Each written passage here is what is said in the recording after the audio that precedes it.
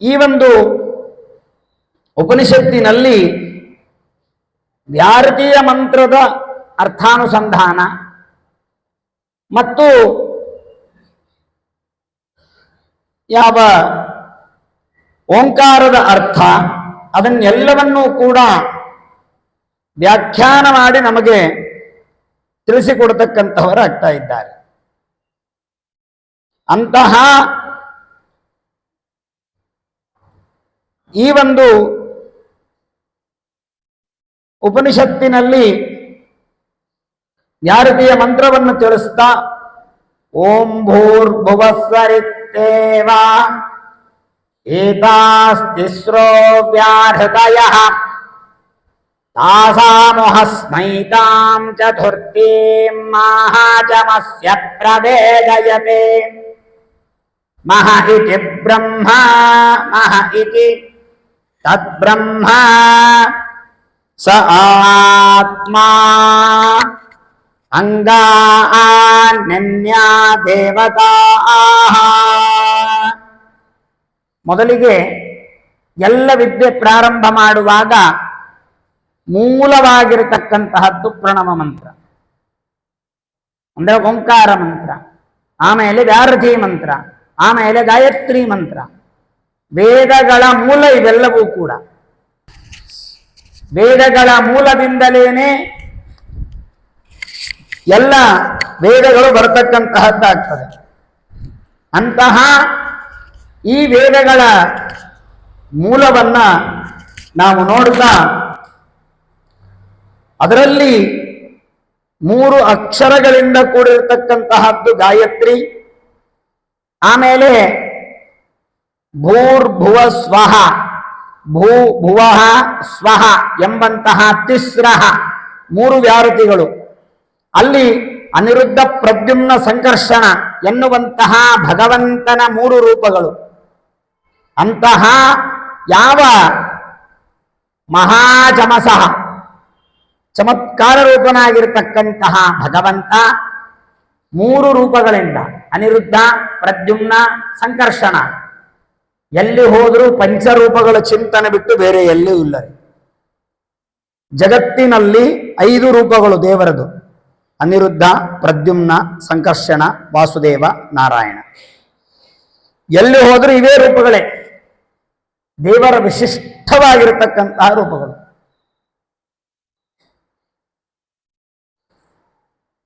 ಇನ್ನ ಇಂತಹ ಭಗವಂತನ ರೂಪಗಳನ್ನು ತಿಳಿಸಿಕೊಡುವ ಅನಿರುದ್ಧ ಪ್ರದ್ಯುಮ್ನ ಸಂಕರ್ಷಣ ರೂಪಗಳಿಂದ ತಿಳಿಸಿಕೊಡತಕ್ಕಂತಹ ಈ ವ್ಯಾಹೃತಿಗಳು,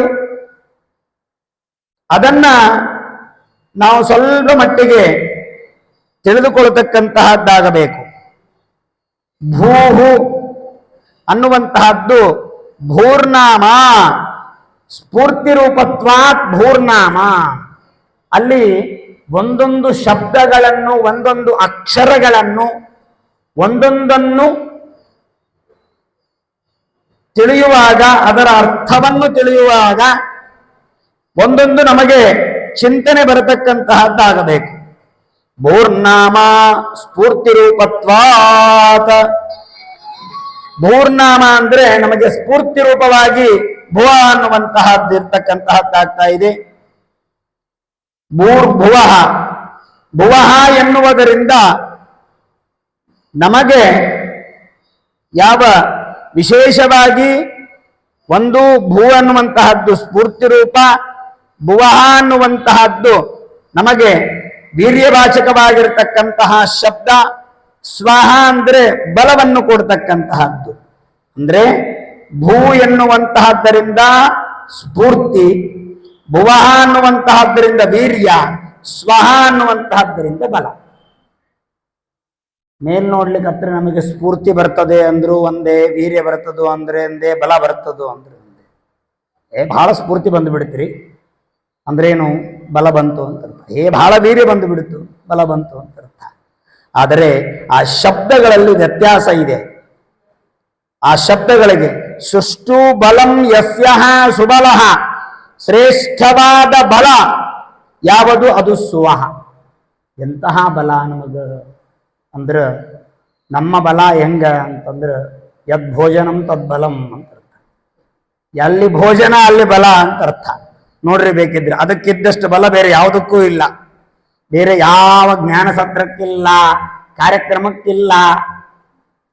ಬಲ ಎಲ್ಲಿದೆ ಅಂದ್ರೆ ನಮ್ಮ ಬಲ ನಮ್ಮ ಉದರದ ಭೋಜನದಲ್ಲಿದೆ ಅಂತ ಅರ್ಥ. ಇವತ್ತು ಬಿಡ್ರಿ, ಇವತ್ತು ಒಂದ್ ದಿವಸ ಆದ್ರೂ ಬಲ ಬಿಟ್ಬಿಡೋಣ ಹೋಗ್ಲಾಕ. ಆದ್ರೆ ನಮಗೆ ಬಲವತ್ವಾತ್ ಯಾವುದು ಅಂದ್ರೆ ಸುಷ್ಟು ಬಲಂ ಯಸ್ಯ, ಶ್ರೇಷ್ಠವಾದ ಬಲ ನಮಗೆ ಭಗವಂತ ಯಾವುದರಿಂದ ಕೊಡ್ತಾನೋ ಅದು ನಮಗೆ ಬಲ. ಎಂತಹ ಬಲ ಬೇಕು? ವಾಯುದೇವ್ರ ಹತ್ರ ಕೇಳ್ಬೇಕಂತೆ ನಾವು. ಬುದ್ಧಿರ್ ಬಲಂ ಯಶೋ ಧೈರ್ಯಂ ನಿರ್ಭಯತ್ವಂ ಅರೋಗತ ಅಜಾಡ್ಯಂ ವಾಕ್ಪಟುತ್ವಂಚ ಹನುಮತ್ ಸ್ಮರಣಾತ್ ಭವೆ. ಇಂತಹ ಅಷ್ಟೈಶ್ವರ್ಯವನ್ನು ಬೇಡಬೇಕಂತೆ. ಉಳುಕಿದ್ದ ಅಷ್ಟೈಶ್ವರ್ಯ ಬೇಕಾಗಿಲ್ಲ ನಮಗೆ. ಅಂತಹ ಬಲ ನಮಗೆ ಬರಲಿ ಮತ್ತು ನಮಗೆ ವೀರ್ಯ ಎಂತಹದ್ದು ಬರಲಿ. ಭೂರ್ಭವೋ ಅನ್ನುವಂತಹದ್ದಿಂದ ವೀರ್ಯವಾಚಕವಾಗಿರ್ತಕ್ಕಂತಹ ನಮಗೆ ವೀರ್ಯವತ್ತರನ್ನಾಗಿ ಮಾಡಲಿ. ಏನು ಮಾಡಿದರೂ ನಮ್ಮ ಕಾರ್ಯಗಳಲ್ಲಿ ನಮಗೆ ಮುಂದಾಳುತ್ತಾ ಬರಲಿ. ಬಲ ಎನ್ನುವಂತಹದ್ದನ್ನು ನಾವು ನೋಡಿದ್ವಿ. ಬಲರೂಪನಾಗಿದ್ದಾರೆ ಅಂದ್ರೆ ನಮಗೆ ಬಲವನ್ನು ಕೊಡ್ತಾ ಇದ್ದಾನೆ. ಸ್ವಹ ಎನ್ನುವಂತಹ ಶಬ್ದದಿಂದ ಶ್ರೇಷ್ಠವಾದ ಬಲ ಇರಬೇಕು. ಮತ್ತು ಭುವಃ ಎನ್ನುವುದರಿಂದ ವೀರ್ಯವತ್ತವರನ್ನಾಗಿ ಮಾಡ್ತಾರೆ. ನಮ್ಮನ್ನು ಎಲ್ಲಿಯೂ ಕೂಡ ಸೋಲಿಸದಂತೆ, ಎಲ್ಲಿಯೂ ತಲೆ ಕೆಳಗ ಮಾಡಿದಂತೆ, ಮಾಡುವ ಕಾರ್ಯದಲ್ಲಿ ಎಲ್ಲವೂ ಕೂಡ ಯಶಸ್ಸು ಸಿಗುವಂತೆ ದೇವರು ನಮಗೆ ಮಾಡುತ್ತಾನೆ. ಆದ್ದರಿಂದ ಅವನು ಭುವ. ಮೊದಲಿಗೆ ಭುವ ಸ್ವಹ ಉಲ್ಟಾ ಹೇಳ್ತಾ ಇದ್ದೀನಿ ನಾನು. ಆಗ ಭೂ ಎನ್ನುವಂತಹದ್ದರಿಂದ ನಮಗೆ ಸ್ಫೂರ್ತಿದಾಯಕನಾಗಿರ್ತಕ್ಕಂಥವನಾಗ್ತಾನೆ. ಸ್ಫೂರ್ತಿ ಅಂದ್ರೆ ಆಸಕ್ತಿ, ಆಕಾಂಕ್ಷೆ. ಅದು ನಮಗೆ ಮೊದಲಿಗೆ ಬರ್ಬೇಕು. ಅದೇ ಬರದೇ ಇದ್ರೆ, ಇಚ್ಛಾನೇ ಬರದೇ ಇದ್ರೆ, ಸ್ಫೂರ್ತಿ ಬರದೇ ಇದ್ರೆ ಸಾಧನೆ ಹೆಂಗಾಗ್ತದೆ? ಸ್ಫೂರ್ತಿ ನಮಗೆ ಮತಿ, ಬುದ್ಧಿ, ಸ್ಫೂರ್ತಿ ಅದು ನಮಗೆ ಬರಬೇಕು ಒಳಗಿನಿಂದ. ಅವಾಗ ಬಂದಾಗ ಮಾತ್ರ ನಮಗೆ ಏನು ಮಾಡಿದರೂ ಕೂಡ ನಾವು ಮಾಡಲಿಕ್ಕೆ ಸಿದ್ಧರಾಗ್ತೇವೆ, ನಾವು ಮಾಡಬಹುದು ಅನ್ನುವಂತಹ ಕಲ್ಪನೆಗೆ ನಾವು ಬರ್ತೇವೆ. ಆದರೆ ಈ ಸ್ಫೂರ್ತಿದಾಯಕವಾಗಿರತಕ್ಕಂತಹ ಭುವಃ ಸ್ವಹ ಸ್ಫೂರ್ತಿ ವೀರ್ಯ ಶ್ರೇಷ್ಠವಾದ ಬಲವನ್ನು ಕೊಡತಕ್ಕಂತಹದ್ದು ಈ ವ್ಯಾರತಿ. ಈ ವ್ಯಾರತಿಯನ್ನ ಭೂರಿತಿವ ಅಯಂ ಲೋಕಃ ಭುವ ಇತ್ಯಂತರಿಕ್ಷಂ ಸುವರಿತ್ಯಸೌ ಲೋಕಃ ಮಹ ಇತ್ಯಾದಿತ್ಯಃ ಆದಿತ್ಯೇನ ಭಾವ ಸರ್ವೇ ಲೋಕಾ ಮಹೀಯಂತೆ.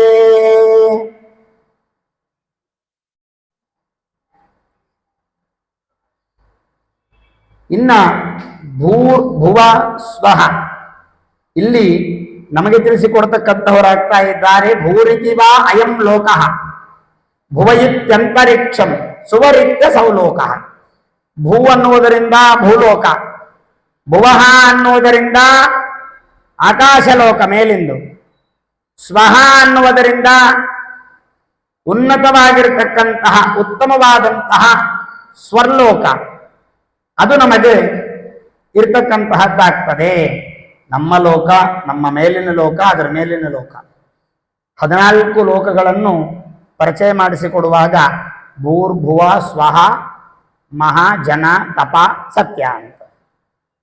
ಭೂರ್ಭುವ ಸ್ವಹ 3 ಲೋಕಗಳು. ನಾವಿರ್ತಕ್ಕಂತಹದ್ದು ಭೂಲೋಕದಲ್ಲಿ.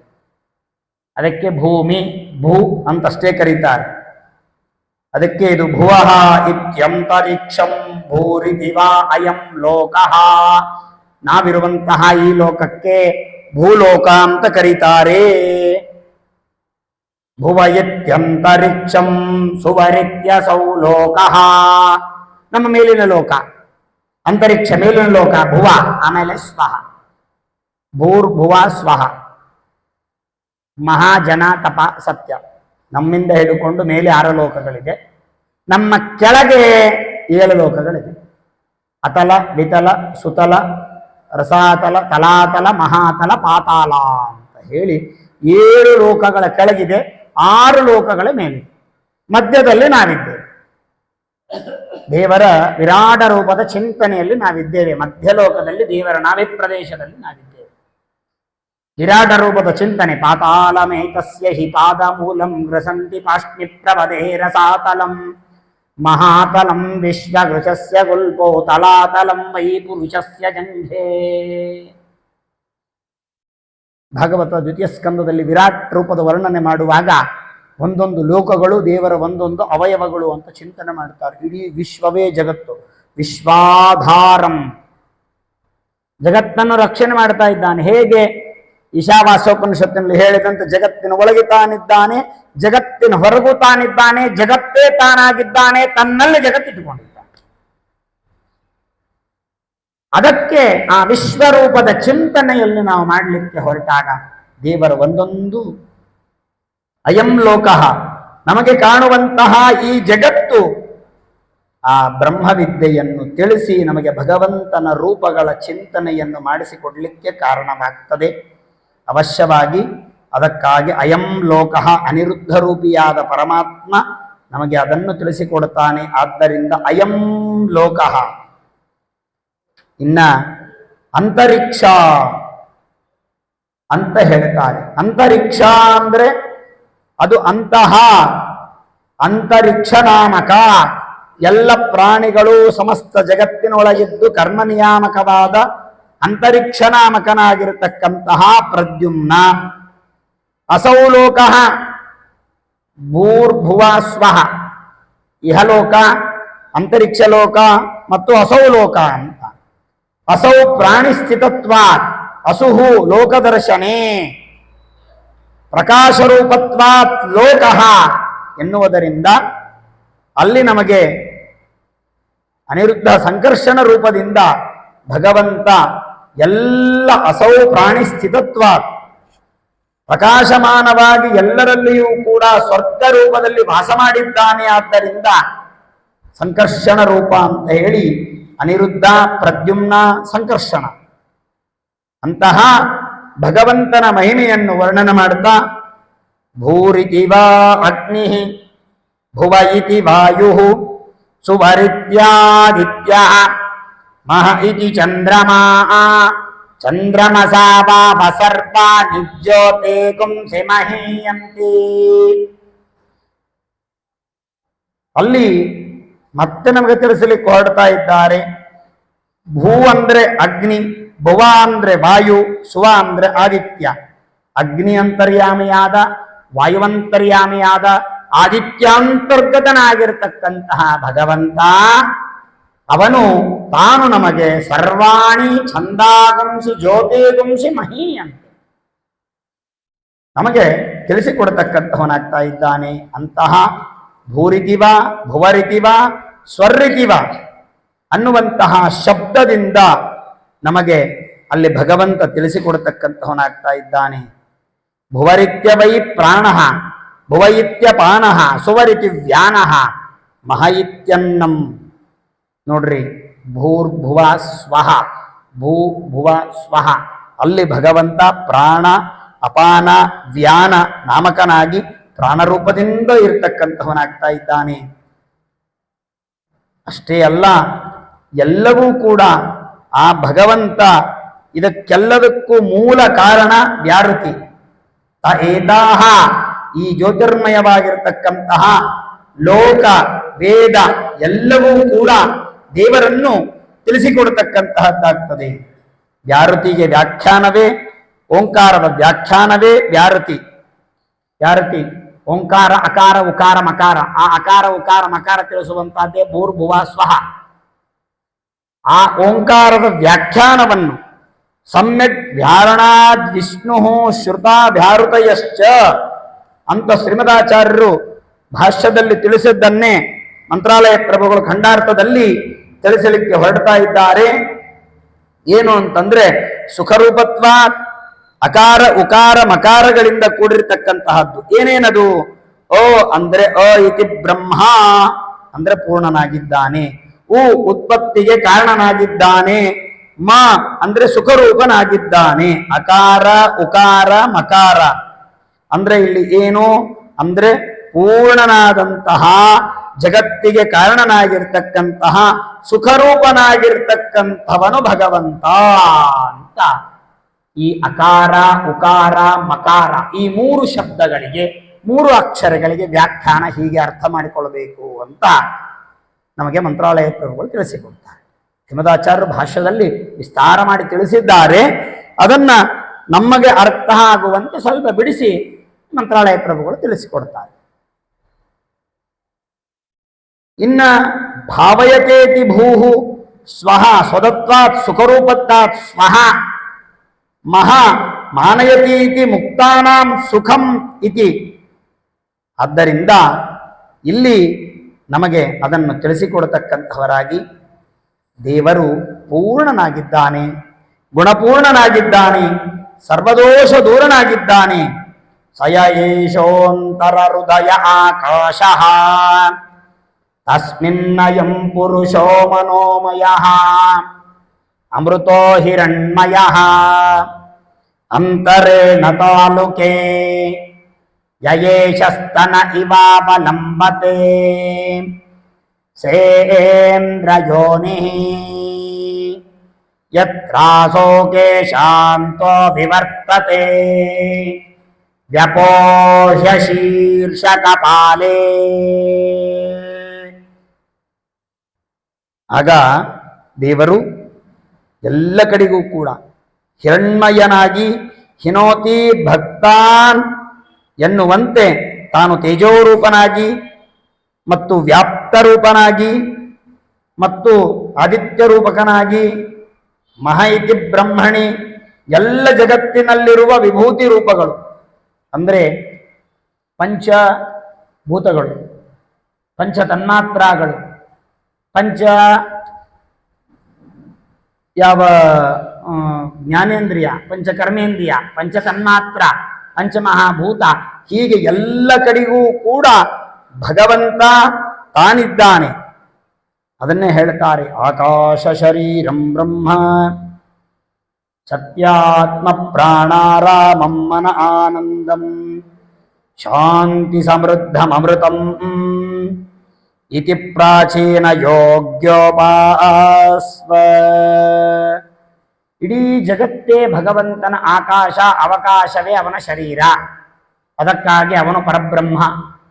ಎಲ್ಲೆಲ್ಲಿ ಅವಕಾಶ ಇದೆ ಅದೆಲ್ಲವೂ ದೇವರೇ.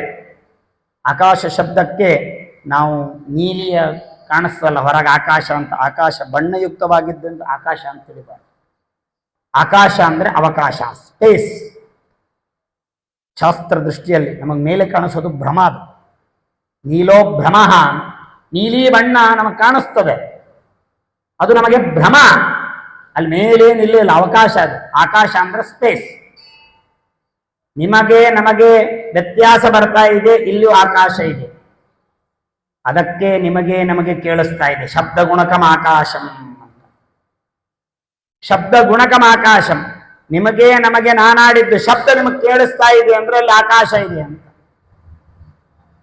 ಅದೇ ಬಾಯಿ ಮುಚ್ಚಿ ಮಾತಾಡಿದರೆ ಕೇಳಿಸೋದಿಲ್ಲ, ಅಲ್ಲಿ ಅವಕಾಶ ಇಲ್ಲ, ಅಲ್ಲಿ ಶಬ್ದ ಇಲ್ಲ, ಶಬ್ದ ಬರಲಿಲ್ಲ.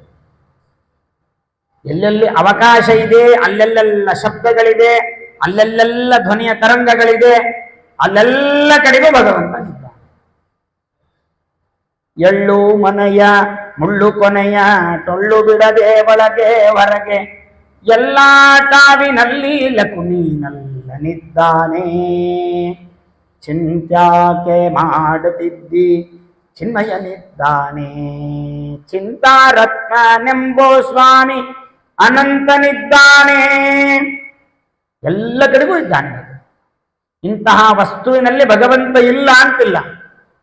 ಚರಾಚರಾತ್ಮಕವಾಗಿರ್ತಕ್ಕಂತಹ ಈ ಬ್ರಹ್ಮಾಂಡದ ಒಳಗೆ ಹೊರಗೆ ಭಗವಂತನಿದ್ದಾನ. ಪೃಥಿವ್ಯಂತರಿಕ್ಷಂ ದೌರ್ದಿಶೋ ವಾಂತರ ದಿಶಾಹ. ಪೃಥಿವಿ, ಅಂತರಿಕ್ಷ, ದೌ, ವಾಯು, ಆಕಾಶ, ಅಗ್ನಿರ್ವಾಯುರಾದಿತ್ಯಶ್ಚಂದ್ರಮ ನಕ್ಷತ್ರಾಣಿ ಆಪ ಓಷಧಯೋ ವನಸ್ಪತಯ ಆಕಾಶ ಆತ್ಮ. ನೋಡ್ರಿ, ಎಲ್ಲ ಕಡೆಗೂ ಬಿಡಿಸಿ ಬಿಡಿಸಿ ಹೇಳ್ತಾ ಇದ್ದ. ಬರೇ ಎಲ್ಲ ಕಡೆಗೂ ಇದ್ದ ಅನ್ನೋದು ನಮ್ಗೆ ಅರ್ಥ ಆಗುವುದಿಲ್ಲ. ಉಪನಿಷತ್ತು ಹೇಳುತ್ತದೆ ದೇವರ ಸರ್ವವ್ಯಾಪ್ತ. ಸರ್ವವ್ಯಾಪ್ತ ಅಂದ್ರೆ ನಾವು ನಮ್ಮ ಲೆಕ್ಕ ಪ್ರಕಾರ ದೇವರ ಮನಿ ಅದು ಅವ್ರ ಮನಿ, ಅದರಲ್ಲೇ ಅವನು ಸರ್ವ, ಅದಕ್ಕಾಗಿ ದೇವರ ಮನೆಯಾಗ ಮಾತ್ರ ಇದ್ದಾನ, ಅಷ್ಟು ಮನೆಗೆ ಮಾತ್ರ ಸೀಮಿತ, ಮಡಿ ಮೈಲಿಗೆ ಅಲ್ಲೇನೂ ಮಾಡಬಾರದು, ಅದು ಬಿಟ್ಟು ಹೊರಗೆ ಇಲ್ಲ ಏನಿಲ್ಲ ನಡೀತದೆ ಅಂತ ಹಿಂಗೆ ಲೆಕ್ಕಕ್ಕೆ ನಾವಿದ್ದೀವಿ. ಸರ್ವ ಅನ್ನೋ ಶಬ್ದಕ್ಕೆ ನಾವು ಸೀಮಿತ ಅಂತ ಅರ್ಥ ಮಾಡಿಕೊಂಡು ಅದ್ರ ಗುಡಿ ತುಂಬ ದೇವರಿದ್ದ, ಗುಡಿಯಲ್ಲಿ ಮಾತ್ರ ದೇವರಿದ್ದಾನೆ, ಗರ್ಭಗುಡಿಯಾಗ ಸ್ವಲ್ಪ ಹೆಚ್ಚಿಗಿದ್ದಾನೆ, ದೇವಸ್ಥಾನದಾಗ ಒಂದು ಸ್ವಲ್ಪ ಜಾಸ್ತಿ ಇದ್ದಾನೆ, ಅದು ಬಿಟ್ಟು ಗೇಟ್ ಬಿಟ್ಟು ಹೊರಗೆ ಹೋದ್ರೆ ದೇವರಿಲ್ಲ.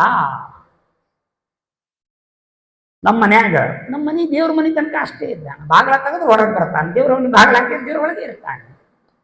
ಹಿಂಗೆ ನಮ್ಮ ಮನಸ್ಸೊಂದಾನ ಬಾಗಿಲು ಮುಚ್ಚಿಗೆ ನಡೀತದೆ, ನಾವು ಈ ಕಡೆ ಏನಾದರೂ ಮಾಡಲಿ ಅಂತ ಹೇಳಿ. ಹಂಗಲ್ಲ, ದೇವರು ಎಲ್ಲ ಕಡೆಗೂ ಇದ್ದಾನೆ. ಪೃಥಿವಿ ಅಂತರಿಕ್ಷಂ ಜೌರ್ ದಿಶೋ ವಾಂತರ ದಿಶಾಹ ಅಗ್ನಿ ವಾಯು ಆದಿತ್ಯ ಚಂದ್ರಮ ನಕ್ಷತ್ರಾಣಿ ಆಪವೋಷಧಯೋ ವನಸ್ಪತಯ ಆಕಾಶ ಆತ್ಮ ಇತ್ಯದಿ ಭೂತಂ ಅಥಾಧ್ಯಾತ್ಮಂ ಪ್ರಾಣೋ ವ್ಯಾನೋ ಪಾನ ಉದಾನ ಸಮಾನಃ ಚಕ್ಷು ಶ್ರೋತ್ರಂ ಮನೋ ವಾಕ್ ತ್ವಕ ಚರ್ಮಮಾಗ್ನು ಸಗಸ್ತಾ ವಾಸ್ತಿ ಮಜ್ಜ ಏತದದಿ ವಿಧಾಯ ಋಷಿರ ವೋಚತ ಪ್ರಾಗ್ ಪೌವ ಇದಗುಂ ಸರ್ವಮ ಸುಜತ ಪಾಂತೇನೇವ ಪಾಂತಗಸ್ಪೃಣೋತೀತಿ. ನೋಡ್ರಿ, ಎಲ್ಲ ಕಡೆಗೂ ಕೂಡ ಪೃಥಿವಿ ಅಂತರಿಕ್ಷಂ ಜೌರ್ ದಿಶೋ ವಾಂತರ ದಿಶಾಹ, ಪೃಥ್ವಿ ಆಕಾಶ ದಿಶಗಳು, 4 ದಿಕ್ಕುಗಳು, ಉಪದಿಕ್ಕುಗಳು, ಆ ಉಪದಿಕ್ಕುಗಳು ದೌರ್ ದಿಶೋ ಅವಾಂತರ ದಿಶಾಹ ಅಗ್ನಿ ವಾಯುರಾದಿತ್ಯ ನಕ್ಷತ್ರಾಣಿ ಓಷಧಯ, ಎಲ್ಲ ಕಡೆಗೂ ಕೂಡ ತಾನು ಭಗವಂತನಿದ್ದಾನೆ. ಎಲ್ಲದರಲ್ಲಿಯೂ ಕೂಡ ಪ್ರಾಣ ಅಪಾನ ವ್ಯಾನ ಉದಾನ ಸಮಾನ ಚಕ್ಷುಶ್ರೋತ್ರಂ ಕಣ್ಣು ಕಿವಿ ಮೂಗು ಚರ್ಮ ಮಾಂಸ ಎಲ್ಲ ಕಡೆಗೂ ಕೂಡ ಭಗವಂತನಿದ್ದಾನೆ. ಋಷಿರವೋಚತ, ಅಂತಹ ಭಗವಂತನನ್ನ ನಾವು ಅನಿರುದ್ಧ, ಪ್ರದ್ಯುಮ್ನ, ಸಂಕರ್ಷಣ, ವಾಸುದೇವ, ನಾರಾಯಣ ಎನ್ನುವಂತಹ ಪ್ರತಿವ್ಯಾಧಿ ಷಟ್ಕಂ ಪಾಂಕ್ತೇನೈವ ಸ್ವಯಂ ಹರಿಹಿ ನಾರಾಯಣಾದಿ ರೂಪೇಣ ಬಲಯತ್ತಾಂ ಸಚಾ ಪ್ರಭೋ. ಅಲ್ಲಿ ನಮಗೆ ಭಗವಂತ ಯಾವ್ಯಾವುದರಲ್ಲಿ ಯಾವ್ಯಾವ ರೂಪದಿಂದಿದ್ದಾನೆ ನಾನು ಹೇಳಿದ್ನಲ್ಲ, ಈ ಪಂಚರೂಪಗಳೇ ದೇವರು ಎಲ್ಲ ಕಡೆಗೂ ಇರುವುದು. ಅನಿರುದ್ಧ, ಪ್ರದ್ಯುಮ್ನ, ಸಂಕರ್ಷಣ, ವಾಸುದೇವ, ನಾರಾಯಣ. ನಾರಾಯಣ ರೂಪ ಎಲ್ಲೆಲ್ಲಿದೆ? ಪೃಥಿವಿ ತೇಜ, ಪೃಥಿವಿ ಅಗ್ನಿ ಜಲ ಪ್ರಾಣ ಚಕ್ಷು ಚರ್ಮ, ಈ 6ಗಳಲ್ಲಿ ನಾರಾಯಣ ರೂಪ ಇದೆ. ಅಂತರಿಕ್ಷ ವಾಯು ಔಷಧಿ ವ್ಯಾನ ಮನಸ್ಸು ಮತ್ತು ಮಾಂಸದಲ್ಲಿ ವಾಸುದೇವ ರೂಪನಾಗಿದ್ದಾನೆ. ಇನ್ನ ಆಕಾಶ ಆದಿತ್ಯ ವನಸ್ಪತಿ ಅಪಾನ ಮನಸ್ಸು ಮತ್ತು ಸ್ನಾಯು ಅವುಗಳಲ್ಲಿ ಸಂಕರ್ಷಣಿದ್ದಾನೆ. ದಿಕ್ಕ ಚಂದ್ರಮ ಆಕಾಶ ಉದರ ವಾಕ್ ಅಸ್ಥಿ ಅಲ್ಲಿ ಪ್ರದ್ಯುಮ್ನಿದ್ದಾನೆ. ವಿದಿಕ್ಷುಗಳಲ್ಲಿ ನಕ್ಷತ್ರಗಳಲ್ಲಿ ಆತ್ಮನಲ್ಲಿ ಸಮಾನಲ್ಲಿ ತ್ವಕ ಮತ್ತು ಮಜ್ಜೆಯಲ್ಲಿ ಅನಿರುದ್ಧನಿದ್ದಾನೆ. ಈ ರೀತಿಯಾಗಿ ಅನಿರುದ್ಧ ಪ್ರದ್ಯುಮ್ನ ಸಂಕರ್ಷಣ ವಾಸುದೇವ ನಾರಾಯಣ ಎನ್ನುವಂತಹ ರೂಪಗಳಿಂದ ಇಡೀ ಜಗತ್ತಿನಲ್ಲಿ ವ್ಯಾಪ್ತನಾಗಿ ಭಗವಂತನಿದ್ದಾನೆ, ಎಲ್ಲ ಕಡೆಗೂ ಇದ್ದಾನೆ. ಇಂತಹ ಜಗದಲ್ಲಿಲ್ಲ ಭಗವಂತ, ಎಲ್ಲ ಕಡೆಗೂ ಇದ್ದಾನೆ. ಎಲ್ಲಿ ನೋಡಿದರಲ್ಲಿ ಕಾಣುವ ಭಗವಂತ, ಎಲ್ಲಿ ನೋಡಿದರಲ್ಲಿ ಇರ್ತಕ್ಕಂಥವನಾಗ್ತಾ ಇದ್ದ. ಖೇಚರಾಚರ ಜನಗಳದೊಳಗೆ ಆಚೆ ಈಚೆಯಲ್ಲಿ ಖೇಚರೇಂದ್ರನ ಸುತನ ರಥದ ಅಚ್ಚಪೀಠದಲ್ಲಿ ಪಿಲ್ವಂಗೋಪಿಯ ಚಲ್ವ ಕೃಷ್ಣನ ಎಲ್ಲಿ ನೋಡಿದಿರಿ ರಂಗನ, ಎಲ್ಲಿ ನೋಡಿದಿರಿ, ಎಲ್ಲಿ ನೋಡಿದರಲ್ಲಿ ಕಾಣುವ ಆ ಭಗವಂತ, ಎಲ್ಲಿ ನೋಡಿದರಲ್ಲಿ ಕಾಣುವ ಅಂತಹ ಎಲ್ಲ ಕಡೆಗೂ ಕೂಡ ಓಮಿತಿ ಬ್ರಹ್ಮ ಓಮಿತೀರಗುಂ ಸರ್ವಂ ಓಮಿತ್ತೇವ ಕೃತಿ ಹಸ್ಮವಾಪ್ಯೋ ಶ್ರಾವಯೇತ್ಯ ಶ್ರಾವಯಂತಿ ಓಮಿತಿ ಸಾಮಾನಿ ಗಾಯಂತಿ ಓಗುಶೋಮಿತಿ ಶಸ್ತ್ರಾಣಿ ಶಗುಂಸಂತಿ ಓಮಿತ್ಯಧ್ವರ್ಯ ಪ್ರತಿಗರಂ ಪ್ರತಿಗಣಾತಿ ಓಮಿತಿ ಬ್ರಹ್ಮ ಪ್ರಸೋತಿ ಓಮಿತ್ಯಗ್ನಿಹೋತ್ರಮನುಜಾನಾತಿ ಓಮಿತಿ ಬ್ರಾಹ್ಮಣ ಪ್ರವಕ್ಷನ್ನಾಹ ಬ್ರಹ್ಮೋಪಾಪ್ನವಾನೀತಿ ಬ್ರಹ್ಮೈವೋಪಾಪ್ನೋತಿ.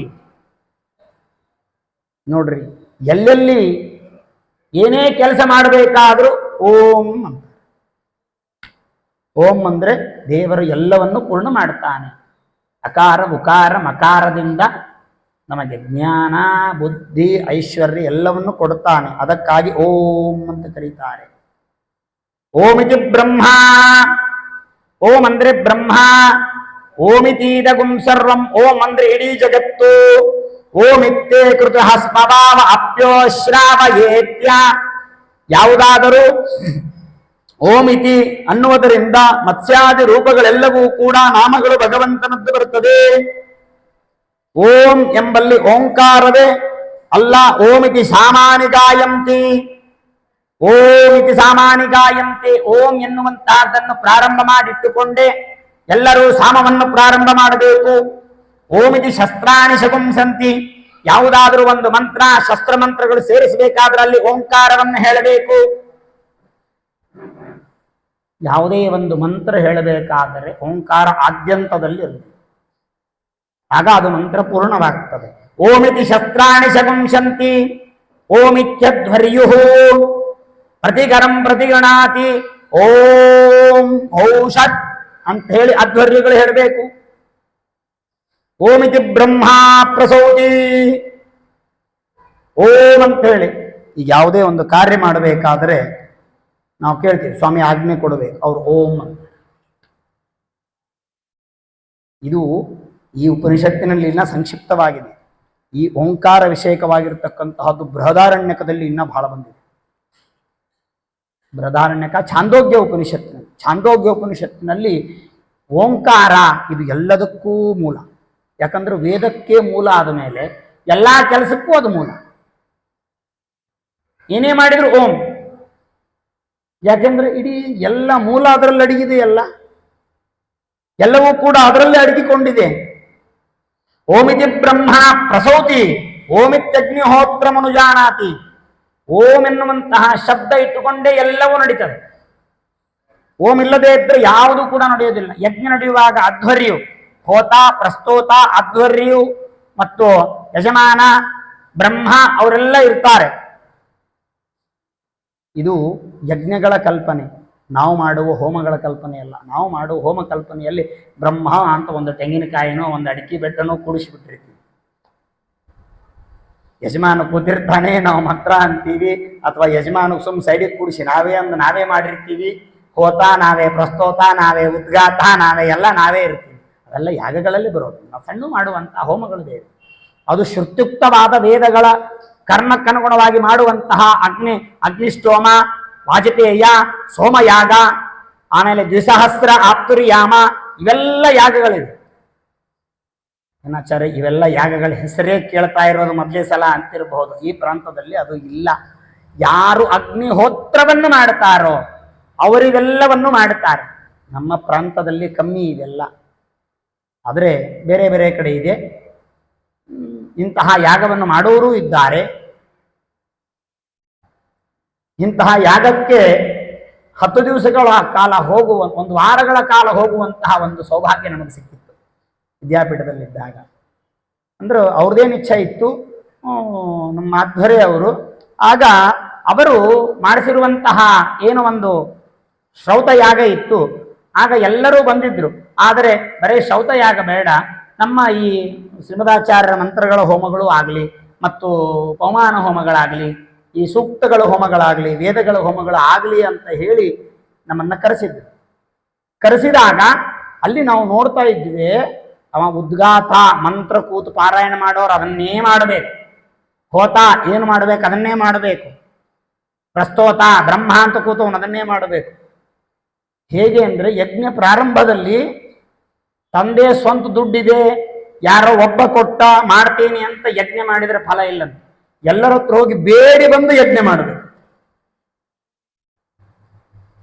ಯಜ್ಞ ಮಾಡಬೇಕಾದ್ರೆ, ಯಜ್ಞಕ್ಕೆ ಫಲ ಬರಬೇಕು ಅಂತ ಆದರೆ ತಾನು ಹೋಗಿ ಬೇಡಿ ಬರಬೇಕಂತ ಯಜಮಾನನಾದವನು. ನನ್ನ ಹತ್ರ ಬೇಕಾದಷ್ಟಿದೆ ಸಂಪತ್ತು, ಬೇಕಾದ ಕೊಟ್ಟು ನಾನು ಮಾಡ್ತೇನೆ ಅಂದ್ರೆ ಇಲ್ಲ ಅಂತ ಹೇಳ್ತಾರೆ. ಯಜ್ಞ ಮಾಡಬೇಕಂದ್ರೆ ಬೇಡಿಕೊಂಡು ಬರಬೇಕು ಅಂತ ಹೇಳಿ. ಅಂತಹ ದೊಡ್ಡ ಯಾಗ ಅದು ಶ್ರೌತ ಯಾಗ. ನಾವು ಹೋಗಿದ್ದು 3ನೇ ವರ್ಷಕ್ಕೆ, 2 ವರ್ಷ ಯಾಗ ಮಾಡಿದ್ರು. ನಾವು ಹೋಗಿದ್ದು 3ನೇ ಸಲ ಹೋಗಿದ್ವಿ ಅಲ್ಲಿ ಅವರು ಯಾಗ ಮಾಡಿದಾಗ. ಆಗ ಅಲ್ಲಿ ಬಂದಿರುವಂಥವರು ಬೇರೆ ಬೇರೆ ಕಡೆಯಿಂದ ಘನಘನ ವಿದ್ವಾಂಸರೆಲ್ಲ ಬಂದಿದ್ರು. ಗೋಕರ್ಣ ಮತ್ತು ಯಾವ ಅದನ್ನೆಲ್ಲ ಬಂದಂತಹ ಶ್ರೌತ ವಿದ್ವಾಂಸರೆಲ್ಲ ಬಂದಿದ್ರು. ಎಲ್ಲ ಮತೀಯರೂ ಇದ್ರು ಎಲ್ಲರೂ ಕೂಡ. ಆಗ ಬ್ರಹ್ಮಸ್ಥಾನಕ್ಕೆ ಕುಳಿತುಕೊಂಡಿರುವಂಥವರು ಕಾಶಿ ಯೂನಿವರ್ಸಿಟಿಯ ಉಪಕುಲಪತಿ ಅಲ್ಲಿ ಬಂದಂಥವ್ರು. ಕಾಶಿ ವಿಶ್ವವಿದ್ಯಾಲಯ ಏನಿದೆ ಅದರ ಉಪಕುಲಪತಿ ಅಲ್ಲಿ ಬ್ರಹ್ಮಸ್ಥಾನಕ್ಕೆ ಬಂದಿದ್ದ. ಅವನು ತಾನು ಯಾಗ ಮಾಡಲಿಕ್ಕೆ ಹೊರಟಂತ ಕೇಳಲಿಕ್ಕೆ ಬಂದ್ರೆ ಕೈಯಾಗಿಂದ ಅರ್ಧ ತೊಲಿ ಉಂಗುರ ತೆಗೆದು ಹಾಕಿದ ಬಂಗಾರ. ಯಾಗ ಮಾಡಲಿಕ್ಕೆ ತಾನು ಬಂದಂತ ಅವ ಹೇಳ್ದ, ನನ್ನ ಬ್ರಹ್ಮಸ್ಥಾನಕ್ಕೆ ಕೂಡಿಸಿ ಇದು ಖರೆಯದೆ ಅಂತ ಆಮಂತ್ರಣ ಕೊಟ್ಟಿರಿ, ಇನ್ಮೇಲೆ ಕೂಡಿಸ್ತೀರಿ, ನೀವು ಬೇಡ್ತಾ ಇದ್ದೀರಲ್ಲ, ನನಗೆ ಬ್ರಹ್ಮಸ್ಥಾನಕ್ಕೆ ನಾವು ಕೂತಾಗ ಏನು ಇದೆ ಅನ್ನುವಂತಹದ್ದು ನನಗೆ ಗುರುತು. ನಾನು ಇದನ್ನು ಅಧ್ಯಯನ ಮಾಡಿದ್ದೇನೆ, ನಾನು ಅಗ್ನಿಹೋತ್ರ ಇಟ್ಕೊಂಡಿದ್ದೇನೆ, ಬೇಡಿ ಮಾಡಬೇಕು ಅಂತ ಹೇಳಿ ಎಲ್ಲರ ಹತ್ರ ಬೇಡುವಂತಹದ್ದು ಇಂತಹ ಯಜ್ಞ ಶ್ರೌತ ಯಾಗಾದಿಗಳನ್ನು ಮಾಡುವುದರಲ್ಲಿ ಅಧ್ವರ್ಯು, ಹೋತ, ಪ್ರಸ್ತೋತ, ಉದ್ಗಾಥ ಅಂತವರೆಲ್ಲ ಇರ್ತಾರೆ. ಚಮಸಾಧ್ವರ್ಯಗಳು ಅಂತ, ನಮಗೆ ಚಮಸಾಧ್ವರ್ಯಗಳು ಅಂತ ಕರೀತಾ ಇದ್ರು. ಅವರು ಸೋಮರಸವನ್ನು ಚಿಕ್ಕಿ ಮಾಡಿ 8 ಮಂದಿ ಕೈಲಿ ಕೊಡ್ತಾ ಇದ್ರು. ನಾವು ಹೋಗಿ ಕುಳಿತು 6 ಮಂದಿ ಮತ್ತು ಯಜಮಾನನಿಗೆ ಎಲ್ಲರಿಗೂ ತೀರ್ಸೋಣದಲ್ಲಿ ಕೊಟ್ಟು ಬರಬೇಕು ಸೋಮರಸವನ್ನು. ಸೋಮಪಾನ ಮಾಡಬೇಕು ಅಂತ ಹೇಳಿ ಅಂತಹ ಆ ಒಂದು ಯಾಗದಲ್ಲಿ ಹೋತ, ಪ್ರಸ್ತೋತ, ಉದ್ಗಾಥ ಅನ್ನುವಂತಹ ಏನ ಎಲ್ಲರೂ ಇರ್ತಾರಲ್ಲ, ಅಂಥವರೆಲ್ಲರೂ ಕೂಡ ಓಂ ಅಂದ್ರೆ ಕೆಲಸ ಶುರುವಾಗ್ತದೆ. ಇಲ್ಲಂದ್ರೆ ಮಂತ್ರ ನಿಂತುಕೊಳ್ತು ಅಂದ್ರೆ ಮತ್ತೆ ಓಂಕಾರವನ್ನು ಹೇಳಿ ಮತ್ತೆ ಅಲ್ಲಿಂದ ಪ್ರಾರಂಭ ಮಾಡಬೇಕು. ಪ್ರತಿಯೊಂದು ಕೂಡ ಓಮಿತಿ ಬ್ರಹ್ಮ ಓಮಿತಿ ದಗುಂ ಸರ್ವಂ ಓಮಿತ್ಯೇ ತದನು ಪ್ರತಿಹಸ್ತವ ಅಪ್ಯೋ ಶ್ರಾವಯಂತಿ ಓಮಿತಿ ಸಾಮಾನಿ ಗಾಯಂತಿ. ಹೋಮ ಮಾಡುವಾಗ ಹೋತ್ರ ಅನ್ನುವಂಥವರನ್ನು, ಗ್ರಸ್ತಾತ ಎನ್ನುವಂತಹವರನ್ನು, ಮೈತ್ರ ವರ್ಣವಾಚಕವಾಗಿರ್ತಕ್ಕಂತಹ ಯಜುರ್ವೇದ ಕರ್ಮ ಇವೆಲ್ಲ ಉದ್ಗಾತ ಸಾಮಗಾನವನ್ನು ಉಚ್ಚಾರಿಸಲು ಮಾಡುವಂಥವನು, ಮತ್ತು ಪ್ರಸ್ತೋತ, ಪ್ರತಿಹರ್ತ ಅಂತ ಹೀಗೆ ಇವೆಲ್ಲ ಇರ್ತಕ್ಕಂತಹದ್ದಾಗ್ತದೆ. ಇದೆಲ್ಲ ಶಬ್ದದ ಪ್ರತಿಯೊಂದು ವಿವರಣೆಯನ್ನ ಮಂತ್ರಾಲಯ ಪ್ರಭುಗಳು ನಮಗೆ ತಿಳಿಸಿಕೊಡ್ತಾರೆ. ಹೋತ ಅಂದ್ರೆ ಏನು, ಪ್ರಸ್ತೋತ ಅಂದ್ರೆ ಏನು, ಉದ್ಗೀತ ಅಂದ್ರೆ ಏನು, ಅಧ್ವರ್ಯು ಯಜುಶಾಖೀಯವೋಕ್ತವಾದ ಕರ್ಮವನ್ನು ಮಾಡಿಸುವಂಥವನು, ಉದ್ಘಾತ ಸಾಮಗಾನವನ್ನು ಉಚ್ಚಸ್ವರದಲ್ಲಿ ಮಾಡತಕ್ಕಂಥವನು, ಪ್ರಸ್ತೋತ ಪ್ರತಿಹರ್ತ ಅಂದ್ರೆ ಅವ್ರ ಜೊತೆಗೆ ಸಹಾಯ ಮಾಡತಕ್ಕಂಥವನು. ಇವೆಲ್ಲ ಶಬ್ದಗಳ್ರಿ. ಈ ಶಬ್ದಗಳಿಗೆ ನಮಗೆ ಅರ್ಥ ಗುರುತಿದ್ದಿಲ್ಲ, ಅದನ್ನ ಇಲ್ಲಿ ಮಂತ್ರಾಲಯ ಪ್ರಭುಗಳು ನಮಗೆ ತಿಳಿಸಿಕೊಡ್ತಕ್ಕಂಥವರಾಗ್ತಾ ಇದ್ದಾರೆ. ಹೋತ, ಪ್ರಸ್ತೋತ, ಉದ್ಘಾತ ಅಂತ ಹೇಳಿ ನಮಗಿಲ್ಲಿ ತಿಳಿಸಿಕೊಡ್ತಕ್ಕಂಥವರಾಗ್ತಾ ಇದ್ದಾರೆ. ಇನ್ನ ಓಂಕಾರದಲ್ಲಿ 3 ಅಕ್ಷರಗಳು.